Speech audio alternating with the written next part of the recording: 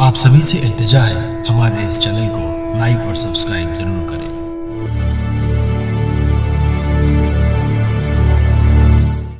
السلام علیکم ناظرین، امید کرتا ہوں کہ آپ خیریت سے ہوں گے۔ ناظرین، آج کا ایپیسوڈ سلمان فارسی سے منسوب ہے۔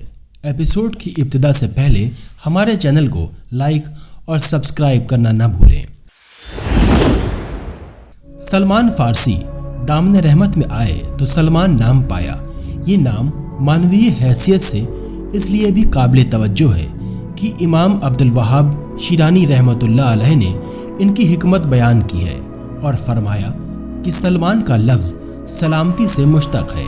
مطلب یہ کہ سلمان ہر طرح کی بیماریوں اور تکلیفوں سے محفوظ ہیں۔ آپ کا نام رسالت مآب صلی اللہ علیہ وسلم نے رکھا اور واقعی اس میں بامسمہ اور حسب حال نام ثابت ہوا۔ آپ نے بڑی طویل عمر پائی۔ آپ قبول اسلام کے بعد صرف ایک بار بیمار ہوئے تھے، جس میں حضور خود آپ کی عیادت کو تشریف لائے تھے۔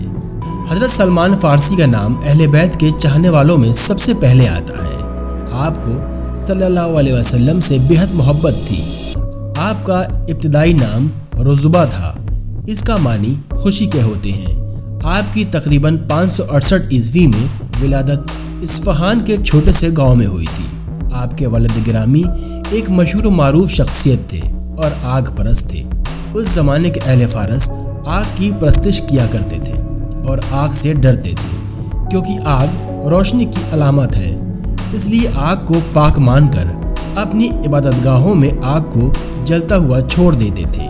جب رزبہ دھیرے دھیرے سن بلوغ تک پہنچنے لگے تو ان کے والد چاہتے تھے کہ ان کے بیٹے بلند مرتبہ شخصیت بنے، اور اس کے مد نظر انہوں نے ایک عبادت گاہ میں آگ کو جلانے کا کام سونپ دیا، پر رزبہ یعنی سلمان نے اس کام کو کرنے سے انکار کر دیا۔ ایک دن وہ گھومتے گھومتے ہرے بھرے کھیتوں میں گئے تو دور ایک خوبصورت عمارت دیکھ کر وہ وہاں پہنچے تو دیکھا وہ عمارت ایک چرچ کی شکل میں تھی۔ اس میں بہت سارے لوگ عبادت کر رہے تھے جو سب عیسائی مذہب سے تعلق رکھتے تھے۔ یہاں سلمان فارسی نے وہاں کے راہب سے گفتگو کی تو راہب کے کچھ انداز بیان سے سلمان کے دل کے کسی گوشے میں عجیب و غریب کیفیت پیدا ہوئی۔ انہوں نے ان سب سے پوچھا یہ مذہب کون سا ہے اور کہاں کا ہے، تو ان لوگوں نے بتایا یہ شام کا مذہب ہے۔ لہٰذا اس طرح سلمان فارسی شام تک پہنچ گئے اور عیسائی کی کتابوں کا مطالعہ کرنے لگے۔ ان کی وہاں ایک استاد سے ملاقات ہوئی۔ استاد نے ان کو آنے والے پیغمبر کے بارے میں بتایا کہ ایک پیغمبر آئے گا جس کا ایمان ابراہیم پیغمبر الخلیل کے مذہب کو لائے گا اور کھجور والے ملک میں آئے گا۔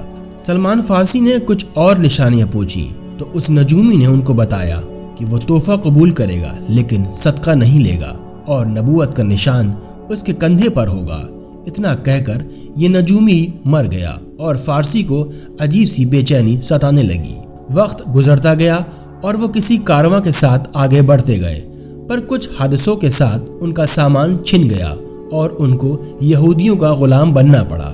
لیکن ان کے دل کو ایک نجومی کی بات ہمیشہ ستاتی رہی۔ انہوں نے بڑی خلوص سے اس یہودی کا کام کیا۔ وقت بیتتا گیا۔ ایک دن بنی کردہ کا ایک شخص اپنے چچیرے بھائی سے ملنے آیا۔ اس نے رزبہ کو یعنی سلمان فارسی کو بہت محنت کرتے دیکھا اور کہا کہ وہ غلام مجھے بیچ دو۔ رزبہ یہ سب سن کر خوش ہو گئے، کیونکہ یہ آدمی وہی کھجور والے شہر رہتا تھا جو نجومی نے بتایا تھا۔ چنانچہ ایک دن جب اپنے کھیتوں میں کام کرتے ہوئے انہوں نے سنا کہ محمد کعبہ پہنچے ہیں اور یثرب شہر کے لوگوں نے ان کا خیر مقدم کیا۔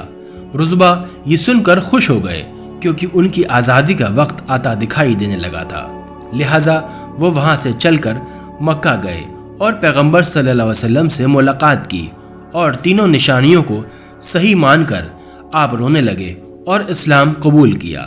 اس وجہ سے پیغمبر صلی اللہ علیہ وسلم نے آپ کا نام سلمان رکھا۔ سلمان فارسی کا ایمان لانے کے بعد انہوں نے کہا یا رسول اللہ، میں غلامی میں ہوں۔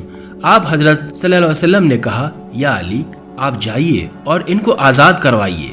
لہٰذا مولا مشکل کشا سلمان فارسی کو لے کر یہودی کے پاس گئے اور کہا یہ تمہارا غلام ہمیں چاہیے، کتنے میں غلام دو گے؟ ہم اسے آزاد کر سکیں۔ اس یہودی نے کہا جب 500 کھجوروں کے درخت پھل دینے لگیں تو سلمان کی قیمت ادا ہو جائے گی۔ تب اتنا سن کر جناب سلمان کی آنکھوں میں آنسو آ گئے۔ کہا میں اتنا بوڑھا پہلے ہی ہوں، اب کتنا اور جیوں گا۔ مولائے کائنات نے کہا سلمان جا کر بیج لے آئیے۔ سلمان فارسی بیج لے آئے اور پھر مولا علی بیج ڈالتے اور پانی ڈالتے گئے اور کھجور بڑے ہوتے چلے گئے۔ اس طرح 500 پیڑ اگائے اور آپ کو آزاد کروایا۔ یہ دیکھ کر یہودی بھی اسلام لے آیا۔ سلمان فارسی عاشق رسول خدا اور عاشق اہل بیت تھے۔ یہ ایسے شخص تھے جنہیں جناب سید فاطمہ علیہ السلام گھر میں آنے کی اجازت دیتی تھیں۔ اس زمانے کے کئی بڑے صحابہ ان پر اعتراض کرتے تھے کہ یہ سلمان تم بطول کا دروازہ اپنی داڑھی سے صاف کرتے ہو، تو ان کا جواب ملا کہ یہاں کونین کی بطول کے قدم آتے ہیں، اس لیے میں داڑھی سے صاف کرتا ہوں۔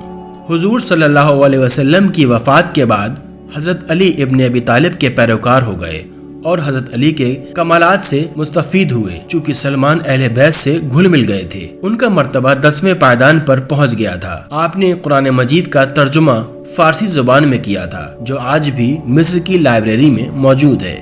آپ نے ایک طویل عمر پائی۔ بعد ازاں آپ کا انتقال تقریباً 652 عیسوی یعنی 32 ہجری میں ہوا۔ آپ کا مقبرہ اقدس المدائن میں واقع ہے۔